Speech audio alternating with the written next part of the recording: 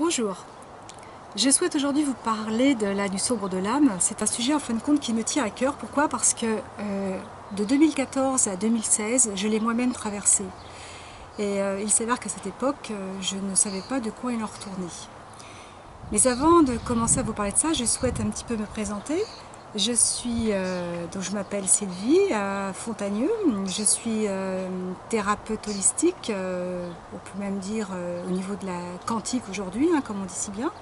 Je pratique l'hypnose régressive quantique et la lecture des auras et soins esséniens étant des soins énergétiques de nature plutôt quantique. Donc pour en revenir à la nuit sombre de l'âme, ce que je voudrais essayer de vous partager aujourd'hui, c'est qu'est-ce que la nuit sombre de l'âme, puisqu'il y a beaucoup de confusions qui se font aujourd'hui par rapport à ça. Pour qui? Quand est-ce qu'elle se déclenche? Les différentes nuits sombres de l'âme, alors bien sûr, on va dire que c'est la même chose, mais il y a des petites différences que je voudrais vous partager. Mon expérience aussi de cette nuit sombre de l'âme, pour que ça puisse véritablement aider les gens qui traversent ce processus.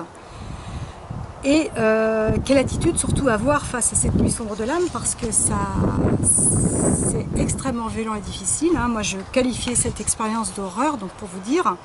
Et de quelle aide pouvons-nous bénéficier pour pouvoir traverser cette nuit sombre sans je dirais, aller vers le suicide. Pourquoi? Parce que il faut savoir quand même que beaucoup de personnes qui ont déclenché ce processus ont fini soit en hôpital psychiatrique, soit ont fini par enclencher un processus de suicide malheureusement. Donc il est clair qu'il faut quand même, il est clair que c'est un processus qui est extrêmement dur, difficile, souffrant. Et je ne sais pas s'il y a d'autres mots qui pourraient exprimer cela. En tout cas, même ces mots-là, moi je les trouve un petit peu légers par rapport à ce que j'ai traversé.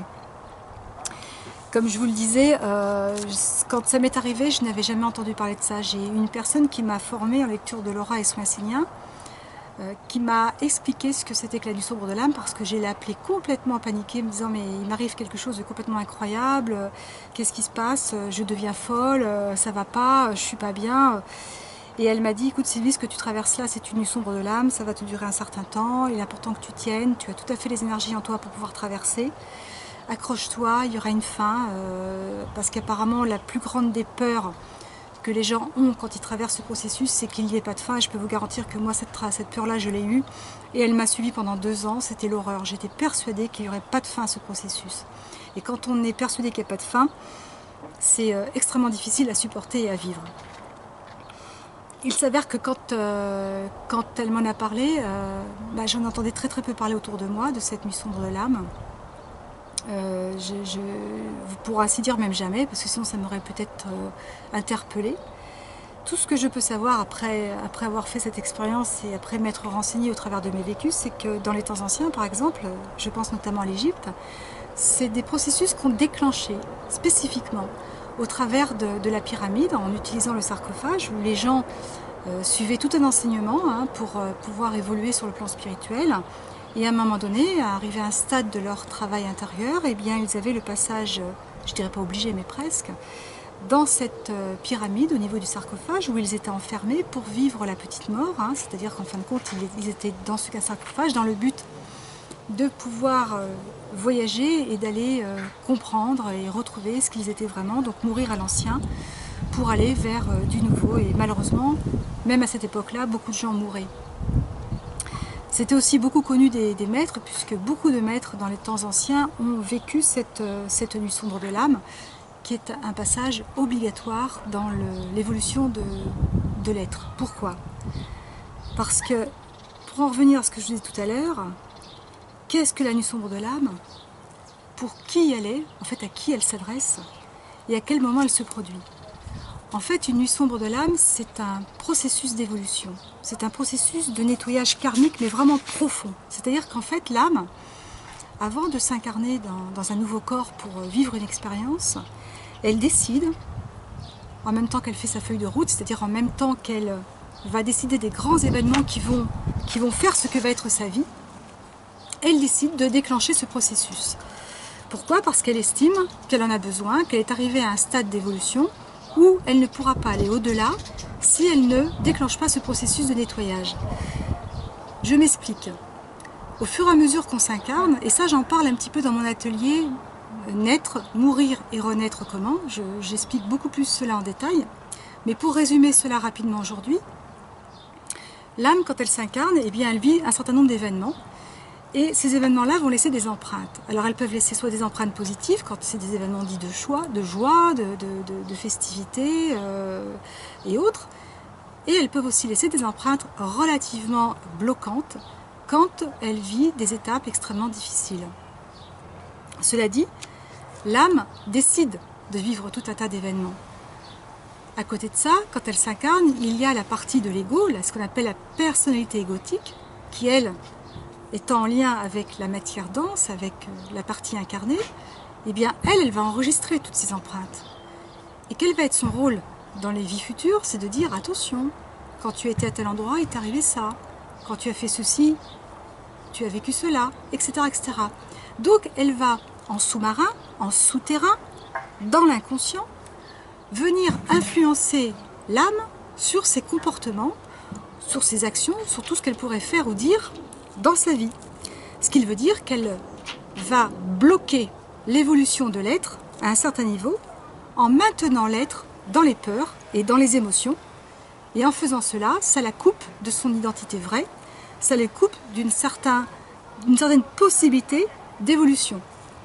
C'est-à-dire qu'en fin de compte, l'âme va être bloquée parce que l'ego va toujours lui dire non, non, ne fais pas ça, ne va pas là, etc., etc. Donc ce qui fait qu'à un moment donné, eh bien, il y a quelque chose qui stagne dans un système émotionnel bloquant, dans un système de peur bloquante, qui fait que même si la personne souhaite aller vers telle et telle chose, faire telle et telle chose, eh bien, elle ne peut pas. On le voit beaucoup aujourd'hui, moi en tant que thérapeute, et je reçois beaucoup de gens, je me rends compte que beaucoup de gens ne se plaisent plus là où ils sont, vont au travail comme s'ils allaient au chagrin, et sont bourrés, remplis de peur qui les empêchent de mettre en action, de placer ce qui pourrait correspondre fondamentalement à leur être profond. Mais quand l'âme évolue, et qu'elle arrive à un certain niveau d'évolution, et que l'ego reste là, imaginez, eh bien c'est comme si vous tendiez un élastique tellement fort que l'élastique, il claque. Et lorsqu'il claque, eh bien, cette nuit sombre de l'âme se déclenche. Et bien qu'il y ait différentes façons de vivre la nuit sombre de l'âme, il y a un point commun à toutes ces traversées, c'est que cette nuit sombre de l'âme se caractérise par une perte profonde des sens sur la vie. C'est-à-dire qu'on ne sait plus vraiment où on est, qui on est, où on va, etc., etc. Nos croyances, par voie de conséquence, vont s'effriter, vont tellement bien s'effriter qu'il va y avoir comme une espèce de retrait intérieur qui va s'installer et une perte d'envie qui est très très forte. C'est pour ça que très souvent, on l'associe à une dépression. Et je vais vous expliquer tout à l'heure pourquoi ce n'est pas une dépression. Et en même temps, il y a une perte de confiance totale. Ce qui est surtout très important de comprendre, que c'est effectivement comme une dépression de l'âme, mais ce n'est pas une dépression au sens propre du terme. Pourquoi? Parce que ça va nous plonger au plus profond de nos peurs. Ou plutôt, ça va nous plonger dans nos peurs les plus profondes. C'est-à-dire ça va nous plonger, ça va nous amener à aller explorer les peurs qui sont enfouies, mais vraiment enfouies au plus profond de notre être. Elles vont remonter à la surface. Donc le point commun qu'il peut y avoir dans toutes ces nuits sombres de l'âme, c'est la peur. Ce sont les peurs. Et les peurs qui vont se traduire par des peurs paniques. Et quand on parle de peur panique, on parle aussi de symptômes mentaux, émotionnels et physiques. Et là, c'est extrêmement douloureux. Et le mot est faible. Donc, ça va faire quoi? Ça va ramener à la surface toutes les peurs qu'on a engrammées avec ces empreintes, qui sont littéralement liées à tous les rôles qu'on a pu occuper depuis un certain nombre d'expériences de vie. Et ces expériences sont à la fois dans le domaine des jeux de victimes, comme dans le domaine des jeux de bourreaux. Or, il s'avère, et je ne pense pas que vous me contredisiez, qu'on apprécie beaucoup plus être dans des jeux de victimes que dans des jeux de bourreaux. C'est difficile de se dire, oh là là, mais moi j'étais un bourreau, c'est pas évident. Alors bien évidemment, soit on se dit, oui j'étais un bourreau, on se culpabilise, et puis alors là, on s'effondre. Soit on se maintient dans un jeu de victime, c'est pas ma faute, c'est l'autre. Moi, si je vis ça, mais c'est pas de ma faute. Attendez, vous avez vu ce qu'a fait mon patron, vous vous rendez pas compte, et puis vous avez vu ce qu'a fait ma femme ou mon mari, et puis mes amis, regardez, etc., etc. Moi, somme toute, j'y suis pour rien.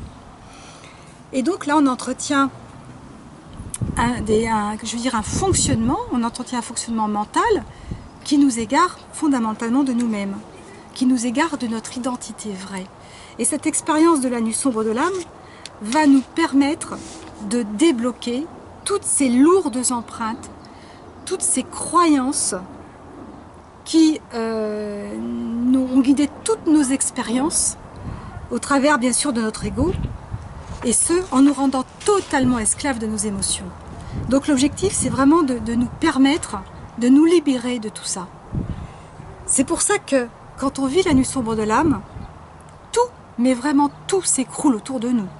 Et au sens propre du terme, c'est-à-dire que le vide s'installe. Imaginez un bâtiment qui s'écroule, il n'y a plus rien, quoi. C'est le désert, c'est le rien. Et là, c'est là vraiment qu'on prend conscience que c'est véritablement notre mental lié à l'ego qui va créer toutes les croyances, qui va créer les peurs, qui va créer toutes les attitudes que l'on va pouvoir avoir au cours de notre existence, avec tout ce que ça comporte comme conséquence, bien évidemment. Donc, c'est-à-dire, ça veut dire quoi? Ça veut dire que on va se rendre compte que on agit de telle et telle façon, pensant bien faire, pour nous, et on a eu des conséquences qui parfois pouvaient être douloureuses. Moi, je sais personnellement que j'ai eu pas mal d'empreintes, et croyez-moi, en 2 ans, Dieu sait si j'en ai traversé, des peurs et des compréhensions. Et j'ai eu ce qui m'a permis de comprendre un petit peu toute mon histoire et de comprendre que j'avais eu parfois des attitudes que je pensais mais totalement justes envers autrui, hein, envers des situations, etc., etc., qui en fait étaient des attitudes posées simplement par mes peurs, par mes émotions qui me gouvernaient. Ce qui m'a valu d'ailleurs dans ma vie pas mal de difficultés relationnelles, pas mal de pertes aussi relationnelles. Et si ça touchait que le relationnel, ben en fait ça impacte toute notre vie, ça impacte le côté relationnel, ça impacte le côté affectif, ça impacte aussi le côté professionnel, enfin ça impacte pas mal de choses. Et quand cette nuit sombre de l'âme arrive, eh bien nous vivons véritablement l'effondrement de ce que nous pensions être, l'effondrement de nos savoirs, l'effondrement de nos certitudes. Il n'y a plus de sens, il n'y a plus rien. Plus rien n'a de sens. Ce qui fait que cette traversée, en fait, permet un changement, mais vraiment important, véritable et intérieur. Cette traversée permet de, si on va jusqu'au bout, de mourir à l'ancien, de mourir à une identité qui n'était pas la nôtre, qui n'était pas nous, qui était en fait simplement le reflet des peurs que nous avions dirigées par notre personnalité de l'ego, et de naître à notre véritable identité, de permettre à la lumière de revenir à la surface, de permettre à nous-mêmes d'accoucher de nous-mêmes, si on peut dire ça comme ça. Et en fait, le voile de l'illusion, ben en fait tombe, s'écroule, il disparaît. Ce qui amène une énorme transformation qui s'associe à une grande libération, surtout des peurs, des croyances, des attitudes et des émotions. Et quand on se libère de tout ça, eh bien, on ose enfin être ce que nous sommes vraiment. On ose aller vers ce qui fait vibrer notre cœur, au-delà de la raison. On ose exprimer qui l'on est. Et là, des changements s'opèrent et deviennent nécessaires, parce qu'on ne peut plus du tout fonctionner comme avant. Ce n'est plus possible. On se relie de plus en plus à notre cœur, à notre âme. Et c'est comme si l'âme reprenait les rênes de notre vie. C'est comme si l'âme, à la fois, accompagnée de la foi et de l'amour, nous guidait dans notre avancée, nous reconnectait. Et je peux vous en parler parce que maintenant que j'ai traversé, je me sens connectée, reconnectée. Je ressens aussi de plus en plus la nature, les animaux, les êtres qui m'entourent, la vie. je perçois de plus en plus d'énergie, je perçois le vivant. Parce que je pense qu'aujourd'hui je suis vivante et peut-être qu'hier j'étais vivante mais pas pleinement. J'étais vivante mais enfermée dans une prison, enfermée par tous les voiles de mon illusion. Et aujourd'hui, grâce à ce processus, eh bien, j'ai acquis une certaine liberté. Pour en revenir à ce processus, il y a différentes façons de vivre la nuit sombre de l'âme. En fait, cette nuit sombre, c'est une initiation, comme je vous l'ai dit, et elle est décidée et voulue par l'âme avant de venir, avant de s'incarner. Et elle peut durer soit un petit temps, 3-4 jours, et là on va appeler ça des micro-nuits sombres de l'âme, soit elle peut durer un peu plus longtemps. Et là on est vraiment dans la nuit sombre de l'âme pleine, dans tout son pouvoir. Et l'intensité de la traversée, l'intensité des émotions vont simplement être en rapport avec l'évolution de l'âme.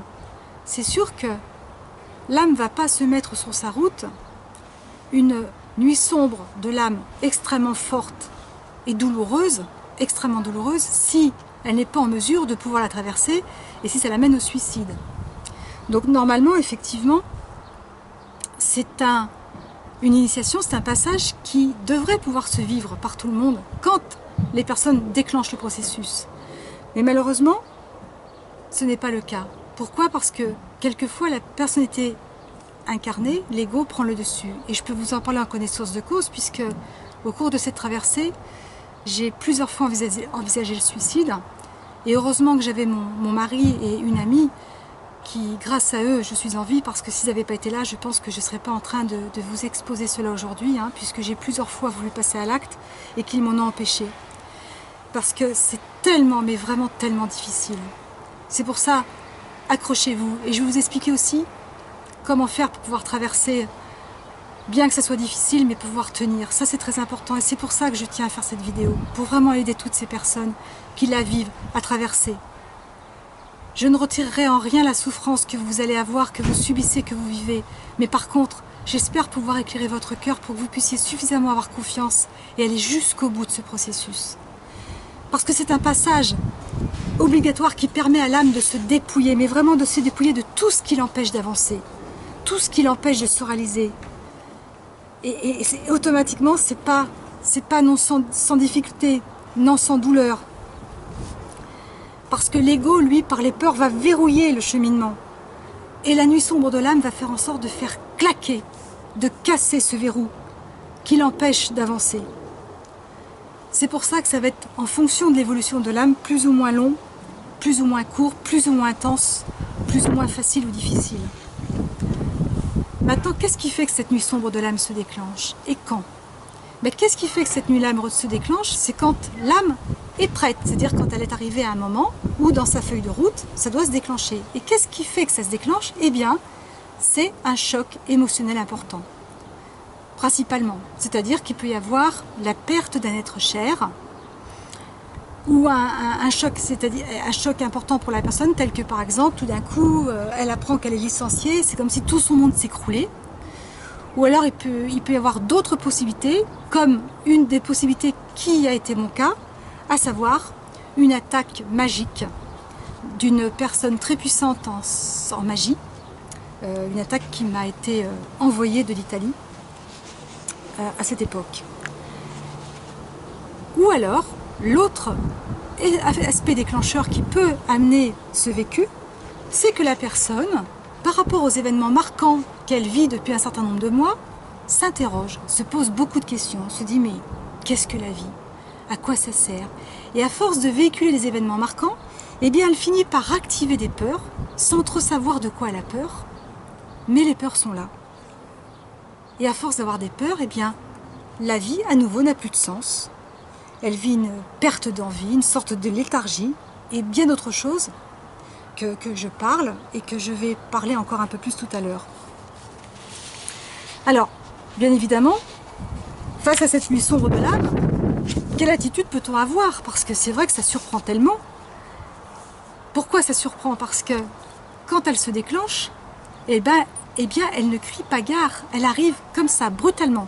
Elle s'abat sur nous Et quand elle s'abat sur nous, elle dévaste tout sur son passage. Et quand je dis tout, c'est tout, hein. C'est-à-dire peu importe le degré de ce que nous sommes en mesure de pouvoir accepter, de pouvoir supporter, etc. Elle est partie et ça y va, quoi. Et ce qui est assez surprenant, c'est que quoi que l'on fasse, rien, mais rien ne peut l'arrêter. C'est-à-dire que quand l'âme a déclenché ce processus, elle va jusqu'au bout. Vraiment jusqu'au bout.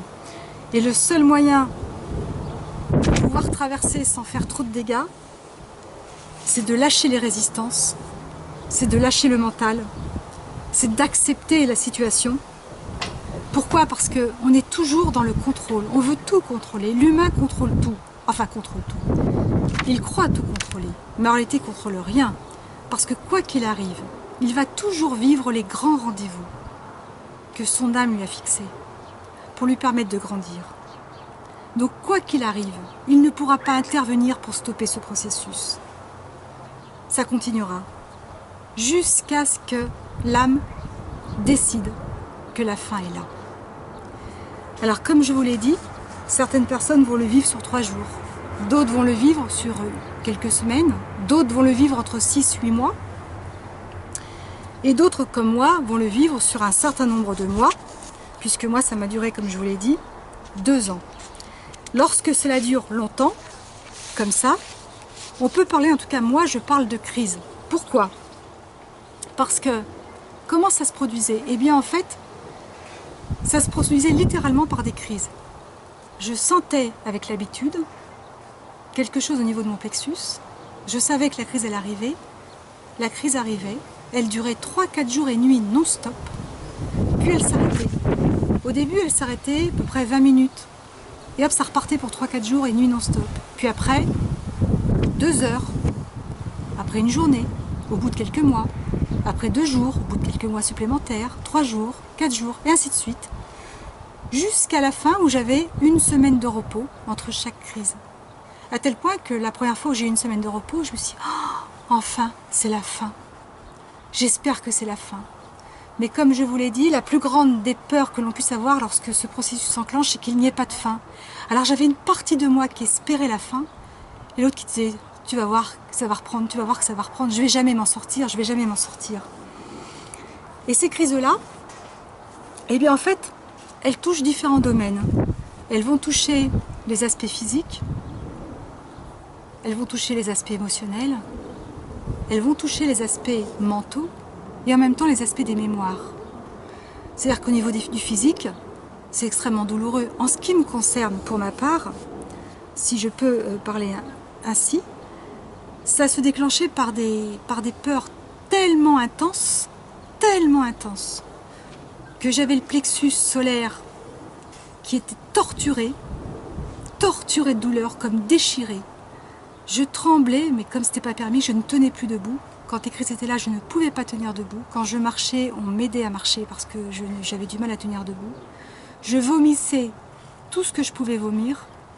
Ça me déclenchait des diarrhées. Ça me déclenchait des cris. Je hurlais presque à la mort. Et en même temps, je finissais par tomber dans la folie tellement c'était intense. À tel point que je finissais par tenir des propos complètement aléatoires, illusoires et parfois surprenants. Et j'avais des attitudes physiques aussi surprenantes. Je me suis vue marcher à 4 pattes, lécher mes draps, comme si j'étais complètement folle. Si on m'avait observé à ce moment-là, si un médecin m'avait observé à ce moment-là, je crois que j'aurais atterri en hôpital psychiatrique, piqué à forte dose, sous traitement lourd, et je ne sais pas si je serais aussi aujourd'hui en train de vous parler. Qu'est-ce qui fait la différence entre une nuit sombre de l'âme et une dépression? Eh bien en fait ce sont les pauses qu'il y a entre chaque crise. Qu'est-ce que la pause? Eh bien en fait quand la crise s'arrête, tout redevient la normale, comme si rien ne s'était passé. C'est quand même assez surprenant pour l'avoir vécu. On redevient normal, si ce n'est qu'on est quand même enrichi de ce qui vient de passer. Cela dit, les premiers mois, on n'est pas du tout enrichi. On ne comprend pas ce qui se passe, on va lutter, on va résister, on va négocier, on va essayer de passer par toutes les étapes pour que ça s'arrête, parce qu'on ne comprend pas ce qui se passe, c'est tellement douloureux qu'on n'en peut plus. On hurle, on crie, Enfin, moi je sais que je hurlais pour que ça s'arrête, donc j'avoue que les pauses me permettaient pas du tout de faire le bilan comme cela pouvait être permis à l'origine. Mais au bout d'un certain nombre de mois, comme j'ai commencé sérieusement à comprendre le processus, en fait la pause c'est comme si quand vous mourrez, quoi. Vous venez à la vie, vous faites votre vie, vous poursuivez votre vie, puis un jour vous mourrez. Puis quand vous mourrez, ben vous faites un bilan, vous faites une pause, vous allez dans un lieu, hein, ce qu'on appelle dans certaines écoles le conseil des sages, dans d'autres écoles le hall des souvenirs, enfin peu importe.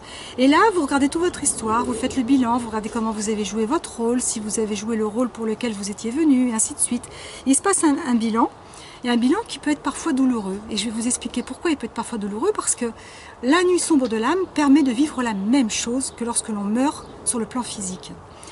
C'est pour ça que c'est douloureux. En tout cas, ces pauses-là, pour en revenir à ce que je vous ai expliqué, permettent vraiment de faire un bilan. Et on ressort véritablement grandi de l'expérience. On ressort grandi parce que, eh bien, on traverse.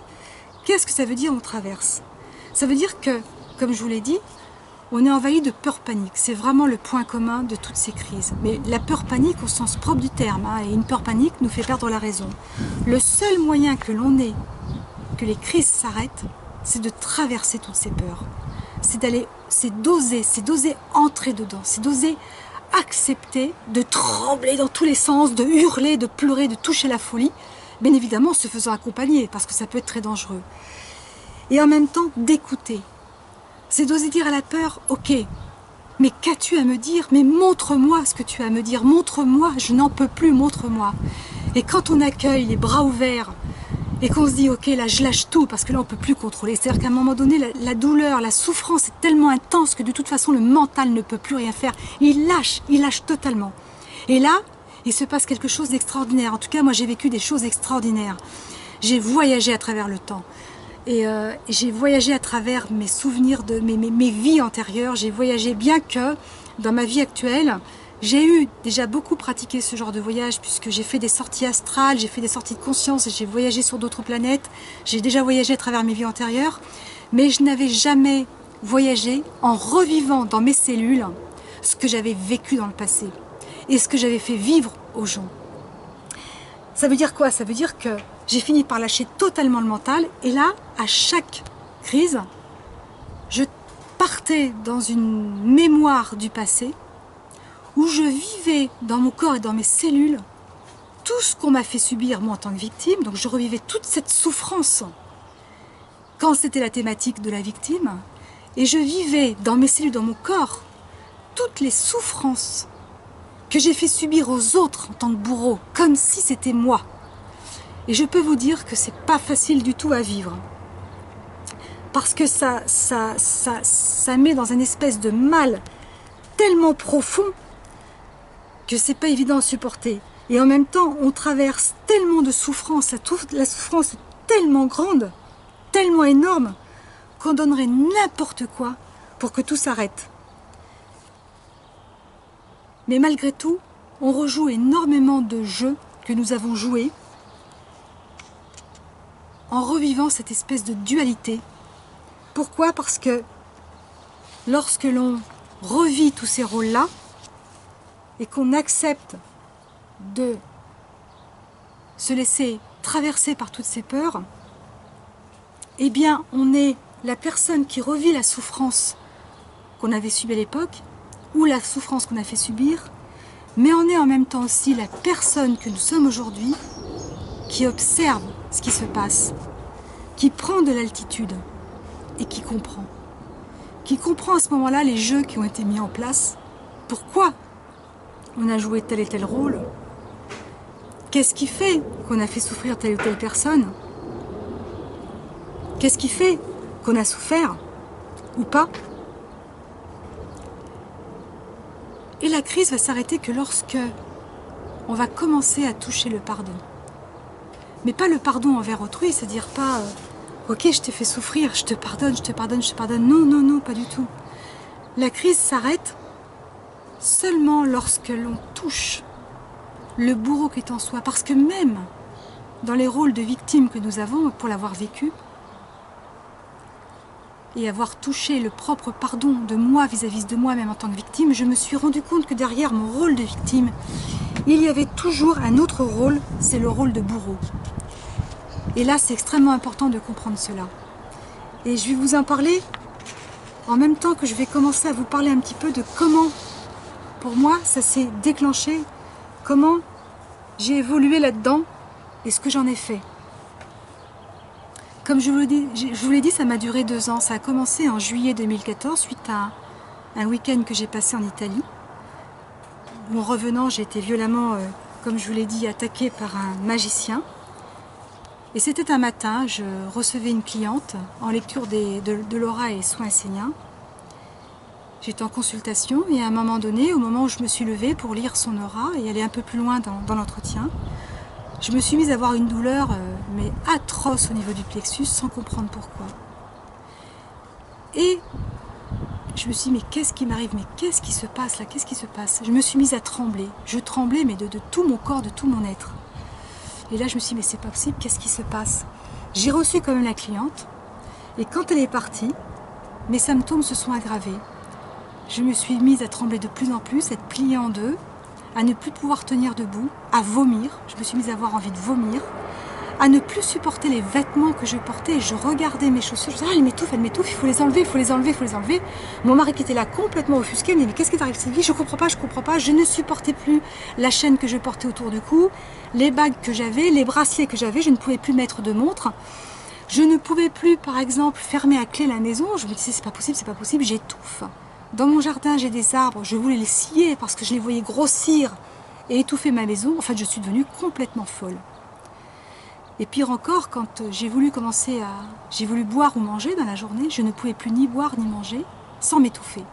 Je buvais à la paille. Et je ne pouvais plus dormir non plus. Dès que je voulais dormir, quelque chose en moi me torturait. Et je faisais les 100 pas dans le jardin. Je marchais comme ça dans le jardin toutes les nuits à faire les 100 pas. Et je suis restée 8 jours, et je dis bien 8 jours et 8 nuits, sans dormir, sans manger.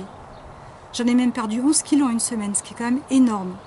À tel point que lorsque j'ai rencontré enfin une médecin qui a compris mon histoire, elle m'a dit, je ne sais pas comment vous avez fait, parce qu'un corps a du mal à encaisser ce genre de traitement.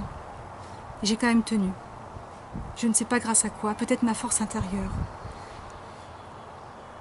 Et après, dans les jours qui ont suivi, eh bien les crises continuent à s'enclencher, en fait. Et je me rappelle que tout début, j'ai traversé toutes les émotions.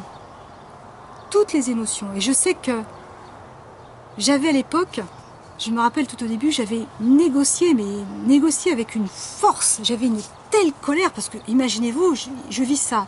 Je suis thérapeute, qui se dit servir la lumière, en tout cas qui se disait servir la lumière à l'époque. Je me fais attaquer par la magie, et ce régulièrement dans ma vie, croyez-moi.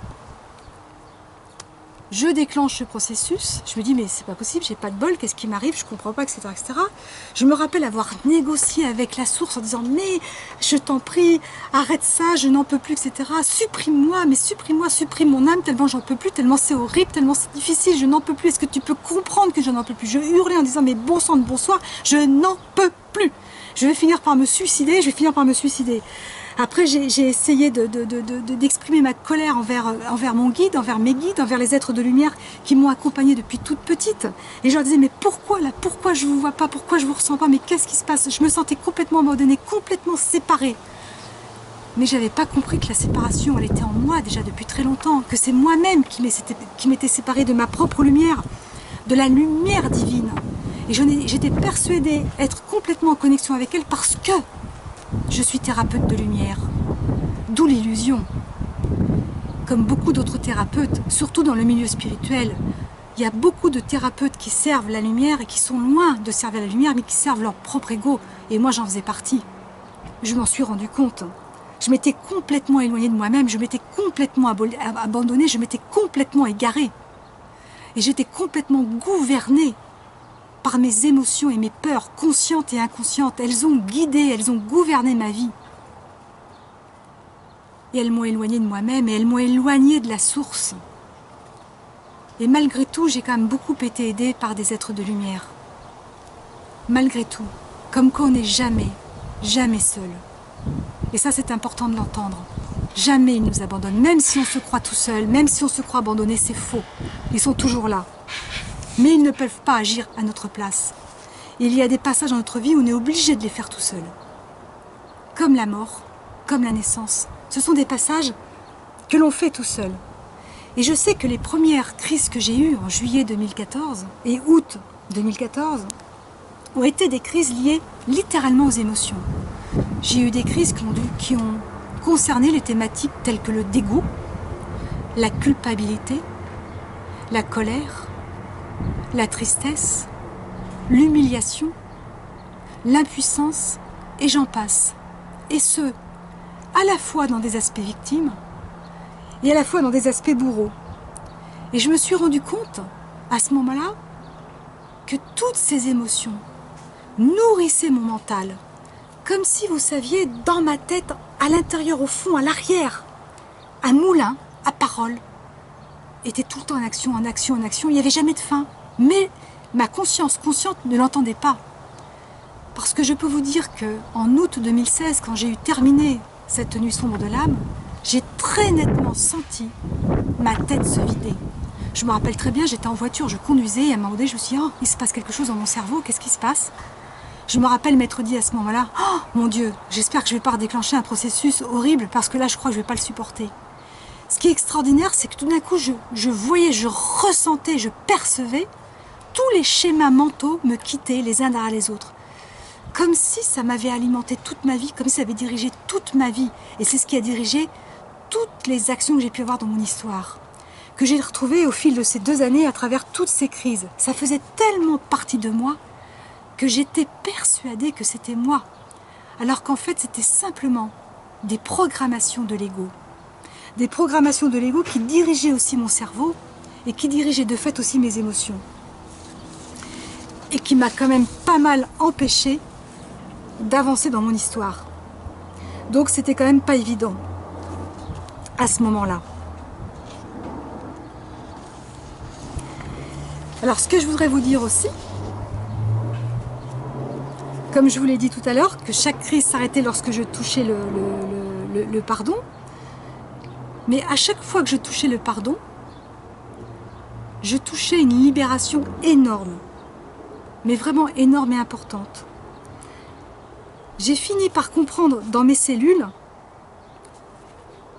qu'à travers toutes ces expériences, eh bien l'autre, ce n'est pas l'autre. L'autre, c'est moi. Et l'autre est moi aussi. Je suis l'autre. Mais pas que l'autre, les autres. Tout ce qui nous entoure et qui est vivant, c'est aussi nous, c'est une partie de nous-mêmes. Parce que je peux vous dire que lors des crises, quand je ressentais à l'intérieur de moi ce que je faisais subir aux autres, je comprenais tout le sens des rôles que l'on jouait. Je comprenais qu'effectivement, on s'était à un moment donné programmé ça ensemble pour pouvoir nous permettre, si on le pouvait, si on le souhaitait, si on était mûr, de grandir de ces expériences. Il s'avère que très souvent, plutôt que grandir, on laisse une empreinte qui nous bloque. D'où cette nécessité de vivre la nuit sombre de l'âme pour déprogrammer, pour débloquer toutes ces empreintes qui ont laissé des grands blocages au cours de notre histoire. Et je me suis aussi rendu compte que, au fil des mois, au cours de ces crises, j'intégrais dans mes cellules, j'intégrais dans mon cœur, ou je réintégrais dans mon cœur, puisqu'il a toujours été là, mais je le réintégrais en conscience, le divin. J'intégrais l'énergie de la source. J'intégrais qu'en fin de compte, j'étais aussi la source. Que nous sommes tous la source. Que nous venons tous du même lieu. Que nous sommes tous issus de l'amour. Et que tout ce que nous vivons ici n'est là que pour nous permettre de grandir, pour nous permettre de nous réaliser, que nous permettre d'apprendre. Et une fois qu'on a appris, de retransmettre. Et je voudrais vous donner une anecdote par rapport à cela pour que vous puissiez bien comprendre. Une anecdote que j'ai vécue au cours de ces 2 années. Une parmi toutes les anecdotes que j'ai vécues. Et croyez-moi, en 2 ans, j'en ai vécu des anecdotes. J'en ai vécu des thèmes différents. À tel point que j'étais loin d'imaginer, mais vraiment loin d'imaginer qu'il pouvait y avoir autant de thématiques à l'intérieur d'un être humain. Cela dit, j'en suis aujourd'hui fortement contente et heureuse parce que j'ai pu faire et effectuer tellement de libération. Et je pense que pour moi, c'était nécessaire de vivre cela. Parce que sans cette expérience-là, je ne serais pas là aujourd'hui, je ne serais pas là en train de vous parler, et je pense que je ne serais pas en train de commencer sérieusement à me réaliser dans tout ce que j'aime. À savoir, servir la lumière, continuer à accompagner l'humain tel que je le peux avec ce que je suis en toute simplicité, transmettre et enseigner, afin que l'humain puisse aussi transmettre et enseigner à son tour. Parce que si nous sommes tous là à enseigner, à transmettre ce que l'on a appris, le monde changera. Rien ne sert de garder tout pour nous. Il est important de partager tout ce qu'on a pu apprendre, tout ce que l'on connaît, tout ce que l'on sait, et en même temps d'apprendre de l'autre, pour continuer aussi à grandir. Alors pour en revenir à cette expérience, c'était un matin, je partais travailler dans un autre village, puisque je travaille sur 2 villes, et bientôt 3, puisque je vais bientôt aller travailler à Plazac en Dordogne, là je suis en région parisienne, dans l'Essonne. Et en partant travailler, tout d'un coup, j'ai senti qu'au niveau de mon plexus, il se passait quelque chose. Donc je savais que la crise allait démarrer. Et quand je suis arrivée sur ce lieu de travail, qui est dans une salle qu'une amie me prête pour les soins, je lui ai dit « Oh là là, je crois que la crise va commencer et je vais devoir annuler mes rendez-vous. » D'ailleurs, à ce sujet, je voulais faire une parenthèse par rapport au rendez-vous. Je voulais remercier toutes les personnes, mais vraiment toutes les personnes qui m'ont fait confiance. Parce que pendant 2 ans que j'étais en crise de nuit sombre de l'âme, comme je vous l'ai dit, entre 2 crises, je redevenais normale. Donc je recevais des personnes. Je recevais des personnes en soins et en thérapie holistique. Bien évidemment, certaines personnes ont bien vu que j'étais pas bien, n'ont pas compris en tant que thérapeute et ne sont pas revenus, ce que je peux tout à fait comprendre. Et d'autres ont compris ce que je vivais, ont compris que c'était un processus de nettoyage karmique, ont compris que j'étais en train de réintégrer ma lumière, ont compris que j'étais en train de me nettoyer. Et m'ont dit, Sylvie, on vous fait confiance. Si ça va pas, on a eu le rendez-vous et on le reporte. Et m'ont suivi. Et j'ai pu les aider. J'ai pu les aider aussi, eux, dans leur chemin, malgré tout. Et je remercie aussi toutes les personnes aussi qui ont suivi mes formations et qui suivent mes formations, puisque j'enseigne ce que je pratique, la lecture de l'aura et le soin sémien, et maintenant je donne des ateliers, entre autres sur les peurs, puisque après avoir traversé 2 ans de peurs horribles, je suis bien placée pour parler des peurs, donc je fais des ateliers sur les peurs, des ateliers sur la mission de vie, parce que j'ai compris aussi ce que c'était que la mission de vie dans mes cellules, dans mes tripes. Je fais aussi un atelier aussi pour comprendre cette mission à travers le contrat. Pourquoi on vient au monde, comment on meurt, combien on vit au monde, les conséquences de tout cela. Et les gens qui sont en formation avec moi ont compris ce que je vivais et m'ont dit « Mais Sylvie, on te fait confiance. Nous, on apprécie, on aime énormément ce que tu nous enseignes. Donc si tu es en crise, il n'y a pas de souci. On reporte le week-end et on continuera ensemble. » Et elles m'ont suivi. Donc un grand merci, un merci du cœur, parce que vraiment j'étais énormément touchée par cette confiance que tous m'avaient portée. Et pour en revenir à ce jour-là, la crise s'est abattue sur moi, mais vraiment s'est abattue fortement. J'étais en pleine crise, en crise même, voire de folie. Et à un moment donné, une centaine d'êtres, au moins, est apparue dans l'énergie, dans le subtil, dans la salle. Et je me suis dit, mais qu'est-ce qui se passe, qu'est-ce qui se passe? Et des êtres qui étaient en souffrance, et je ressentais la souffrance de tous ces êtres à l'intérieur de mon corps, comme je vous l'ai dit. Je ressentais, je revivais tout ce que j'ai fait subir aux autres. 3 êtres se sont approchés de moi, dont un qui m'a parlé. Il m'a dit, écoute Sylvie, on est super heureux que tu puisses enfin vivre cela. Et moi, un peu moins, comprenez bien. Et je lui dis, mais pourquoi? Parce que nous sommes tous ceux qui sont ici, ce sont des personnages que dans une vie passée, où tu as été magicienne, tu as fait en sorte d'anéantir nos vies. L'anéantissement était tellement violent qu'on n'a pas pu se libérer et on est resté bloqué entre 2 mondes. Et tu as décidé dans cette vie-là de pouvoir nettoyer tout cela. De pouvoir nettoyer tout cela et en même temps nous libérer, nous aider à nous libérer. Je peux vous garantir que, souffrant tellement, j'ai hurlé au divin le pardon. Je dis, mais pardon, je vous demande pardon, pardonnez-moi, mon Dieu, mais libérez-les, libérez-les. Et rien ne se passait. Rien ne se passait. Mais que faire, que faire? J'étais limite la folie. Jusqu'à ce qu'à un moment donné, je touche en moi la personne qui pouvait à la fois aider, soigner, voire même guérir, parce qu'il m'est arrivé même dans cette existence-là, de participer à des guérisons spontanées à travers mon corps. Je ne dis pas que c'est moi qui guéris les gens, loin de là, mais je pense que l'énergie de la lumière est passée, la personne est en mur, il y a eu des guérisons spontanées, mais en même temps que je pouvais aussi ôter la vie. C'est-à-dire que je pouvais à la fois donner la vie, enfin donner, permettre ou l'entretenir, donner la vie en tant que maman certes, permettre et l'entretenir, mais en même temps ôter la vie. Et j'ai touché la personne qui pouvait ôter la vie sans scrupule. Et j'ai touché le pardon de moi-même. J'ai pardonné cette personne. Et à ce moment-là, une énorme lumière est apparue. Une énorme lumière dans la salle est apparue. Un vortex s'est créé. Et j'ai vu ces personnes partir dans la lumière. Je peux vous dire que j'ai eu énormément d'émotions. J'étais contente aussi pour elles parce que là, je venais de comprendre véritablement le rôle que j'ai pu jouer à cette époque. Les rôles que j'ai joués. Pourquoi je les ai joués. Et toutes les implications que ça a eu dans mes vies futures et dans ma vie actuelle. Pourquoi dans ma vie actuelle, j'ai subi autant d'attaques magiques?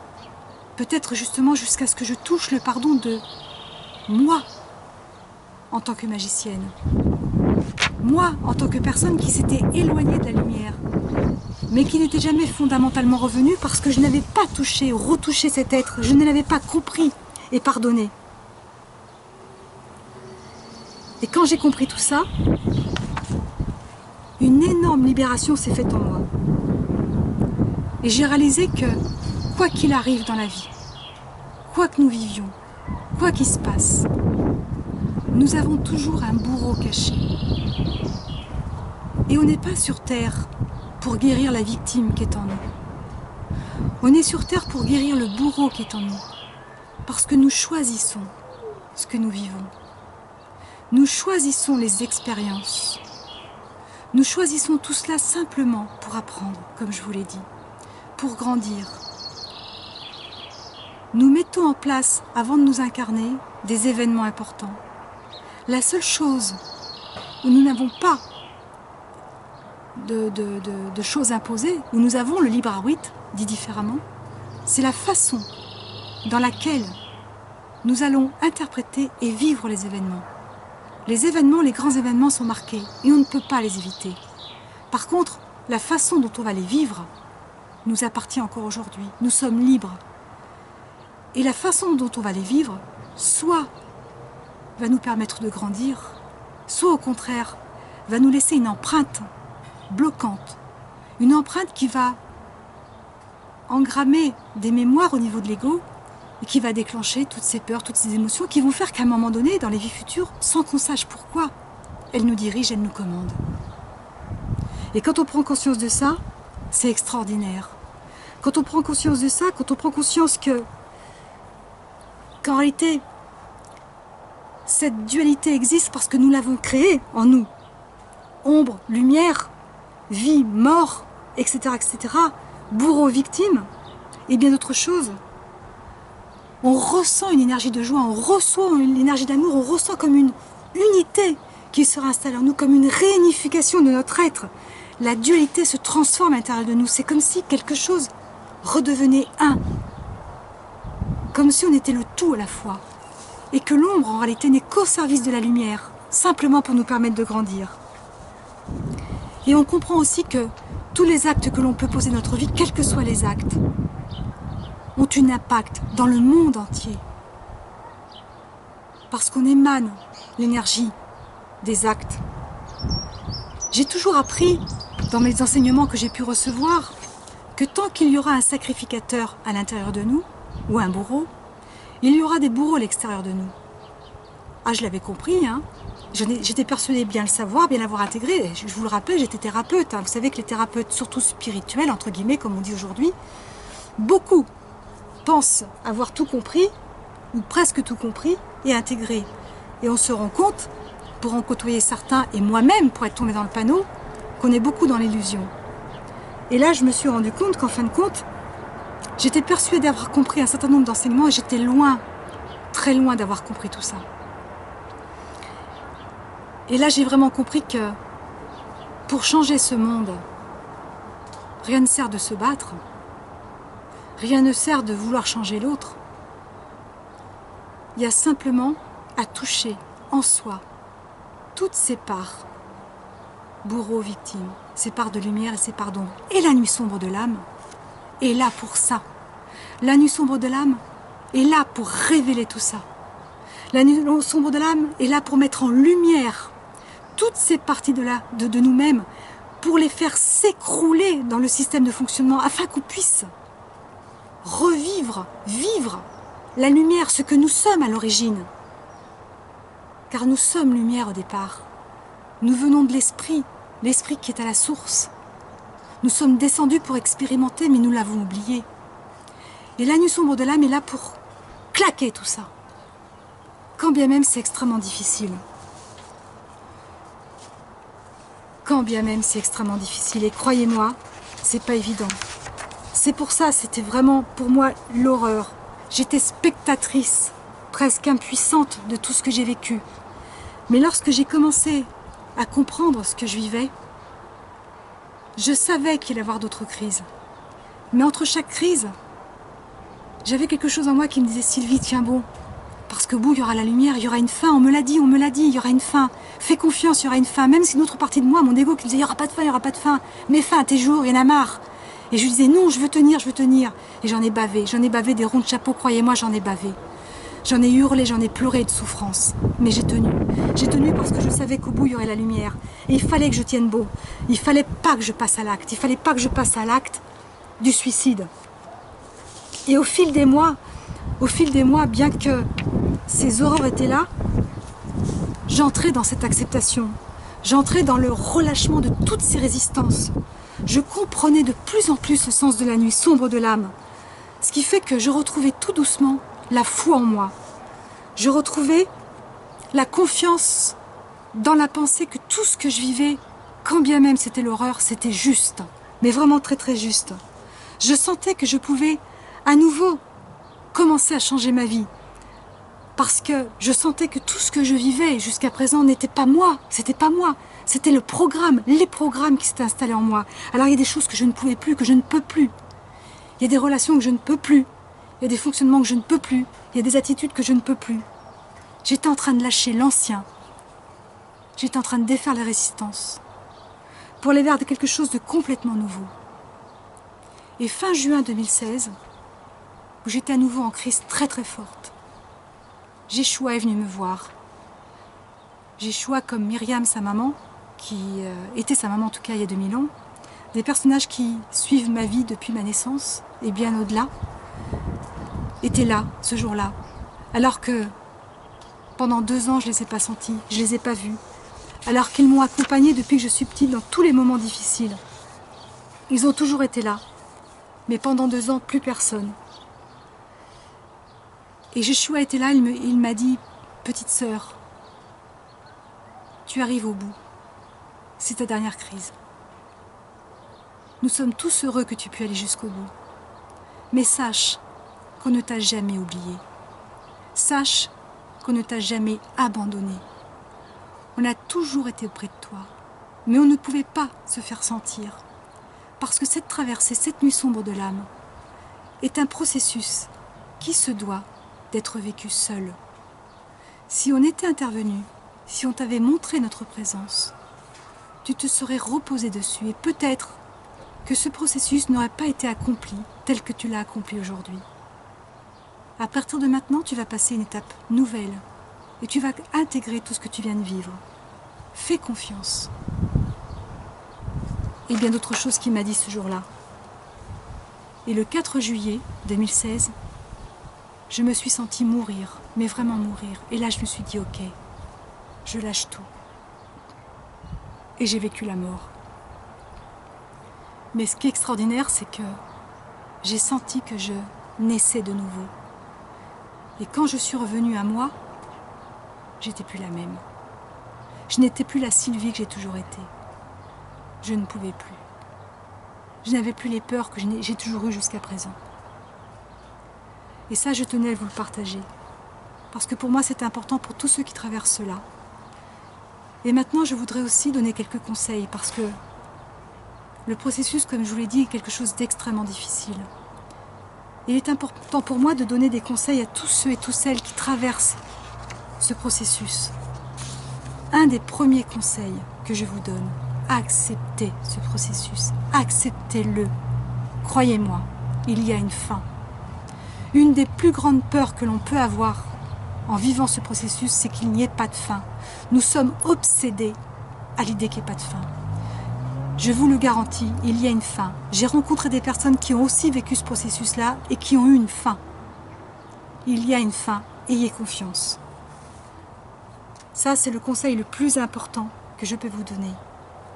Un autre conseil que je vous donne, traversez vos peurs. Je sais que c'est extrêmement difficile. Vous allez avoir des symptômes physiques dignes du n'importe quoi, de la folie. Mais traversez vos peurs, faites-vous accompagner par des êtres en qui vous avez confiance, par des thérapeutes peut-être s'ils sont ouverts au processus. Faites-vous accompagner dans vos crises, traversez-les en toute confiance. Demandez à vos peurs ce qu'elles ont à vous dire. Demandez à vos peurs de vous montrer ce que vous devez comprendre. Parce qu'en le traversant, en acceptant ce processus, vos peurs finiront par vous montrer. Vous finirez par comprendre, par lâcher, par pardonner. Et les crises s'arrêteront. Très important.